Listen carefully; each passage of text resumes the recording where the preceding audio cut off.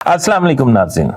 आज मैं आपको सियासी और सियासतदान जो इस वक्त पे दर पे प्रेस कॉन्फ्रेंसेस कर रहे हैं और रोने वाली बूथियां बना के ये बता रहे हैं कि हमारे पे बड़ा प्रेशर है या हम बड़ा दुखी हैं कोर कमांडर हाउस पे हमले की वजह से, फलां हमले की वजह से, और हम सियासत में अब नहीं आएंगे, और फिर दूसरी पार्टी में भी जा रहे हैं।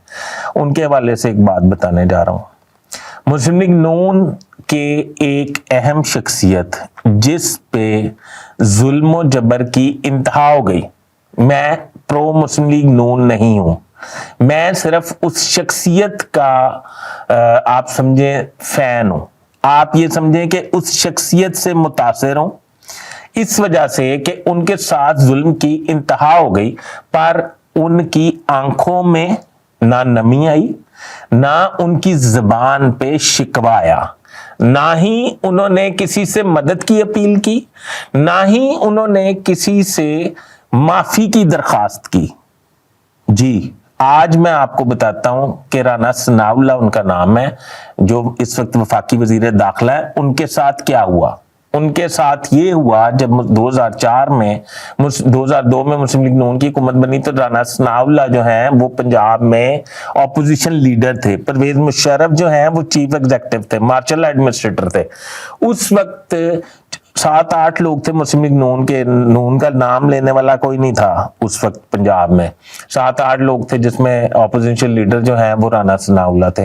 राना सनाउल्लाह ने तकरीर कर दी असेंबली के फ्लोर पे। अच्छा, वो तकरीर असेंबली के फ्लोर पे जो उन्होंने कर दी वो मैं वीलॉग में नहीं बता सकता। आप अंदाजा लगा लें कि वो कितनी खतरनाक तकरीर होगी। राना सनाउल्लाह को उधर से उठा लिया गया, राना सनाउल्लाह को कुछ दिन गायब रखा गया, उनकी ये जो आईब्रोज हैं वो साफ कर दी गई, टिंड कर दी गई, मूछें साफ कर दी गई, उनको तशद्दुद किया गया, उनको आदमुआ करके कुछ अरसे के बाद किसी जगह पे फेंक दिया गया। तो वो फिर थोड़ा उन्होंने रेस्ट किया और वो वापस आए पंजाब असेंबली। पंजाब असेंबली जिस दिन वो एंटर हुए, उन्होंने ऑन दी फ्लोर हाउस में, वहां जहां से वो तकरीर खत्म हुई थी, जहां से तकरीर उन्होंने छोड़ी थी, वहां से ही तकरीर शुरू की। आप अंदाजा लगा लें उसका, आप उस बंदे का अंदाजा लगा लें। ये मेरे पास, मुझे तो समझ नहीं आ रही कि ये पीटीआई के लोगों को हुआ क्या। ये पीटीआई के लोग जो हैं ये मतलब बिल्कुल ही फार्मी थे, बिल्कुल ही बेबस थे, जिस तरह के परवेज लाई भी कर रहे हैं, जिस तरह के सारे पॉलिटिशियन बड़े नामवर लोग जो हैं वो कभी रोने वाली शक्लें बनाते हैं, कभी रो के दिखाते हैं, कभी कुछ करते हैं, कभी कुछ करते हैं। खुदा का वास्ता है, आप लोग लाखों वोट लेके, लाखों लोगों का एतमाद लेके पार्लियामेंट में जाते हैं और उनके मसीहा बन के जाते हैं। तो आप हमें क्या शो कर रहे हैं ये रो धो के? आप हमें क्या समझाना चाहते हैं कि आप इतने कमजोर और नातवा हैं तो फिर घर में रहें? हमें क्यों बेवकूफ बनाने आ जाते हैं कि आप हमारे हकूक की हिफाजत करेंगे, हमारे हकूक का जो है परचम बुलंद करेंगे? आप लोग हमें धोखा देते हैं, आप धोखेबाज हैं। आप 63A आर्टिकल के तहत आपको नाहल हो जाना चाहिए, क्योंकि आपकी पॉलिसी और पोस्चर में बिल्कुल वाज़ेह तौर पे फर्क है। आप लोग इक़्तिदार के झूले में जब चूरी खा रहे थे तब तो आप बड़ा गरजते थे, बड़ा बरसते थे, आप तो तबाही उतार देते थे। अब आप इमरान खान का नाम लेना तो दूर की बात, उसके घर बाहर से नहर से गुजरना तो दूर की बात, आप मतलब पीटीआई पार्टी का नाम लेने से भी डर गए। आपके साथ तो हुआ ही कुछ नहीं है, आपको तो किसी ने कुछ कहा ही नहीं है, आपके साथ किसी ने कुछ नहीं किया। आपने सिर्फ बदलते हवाओं के रुख देखे हैं, आपको किसी ने तशद्दुद का निशाना नहीं बनाया, आपने वजन का पलड़ा बदलते देखा है। आपने चढ़ते सूरज को गरूब होते और गरूब होते सूरज को चढ़ते देखा है, और अपनी आइंदा मुस्तकबिल के लिए आपने पाकिस्तानियों का इत्मीनान दांव पे लगा दिया। आपको शर्म आनी चाहिए।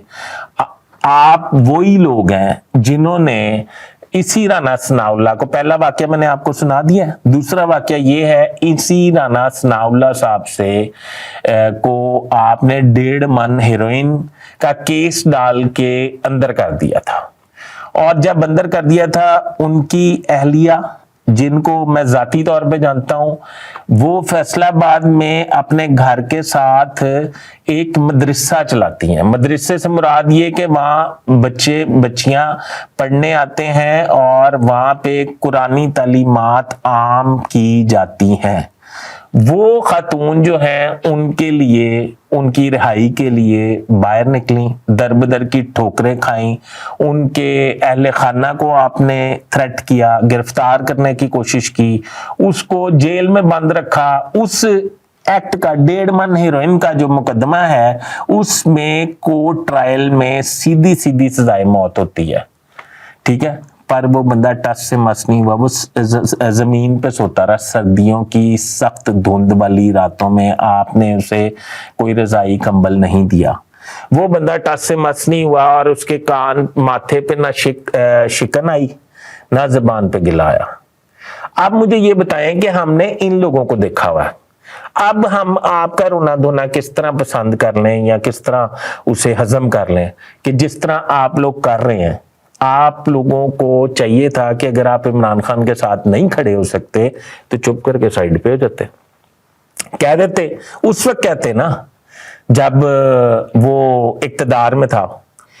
फिर भी मैं उसको पसंद तो नहीं करता, मैं फैसल वाडा को सलाम करता हूं जो इक्तदार के अरूज पर उसको छोड़ के साइड पे हो गया था, ठीक है।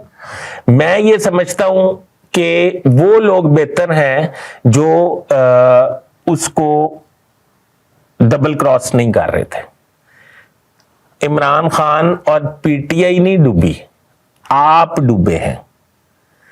वो फिर आ जाएंगे, वक्त एक 2-धारी तलवार है, आप ये समझें।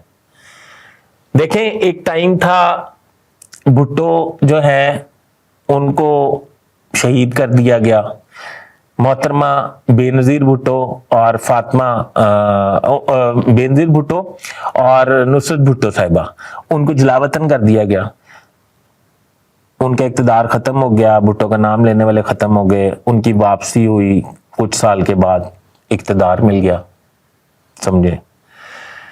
नवाज शरीफ साहब, आसिफ अली ज़रदारी, नवाज शरीफ साहब सजाए मौत हो गए, जलावतन हो गए, वापस आए, इक़्तिदार में आ गए।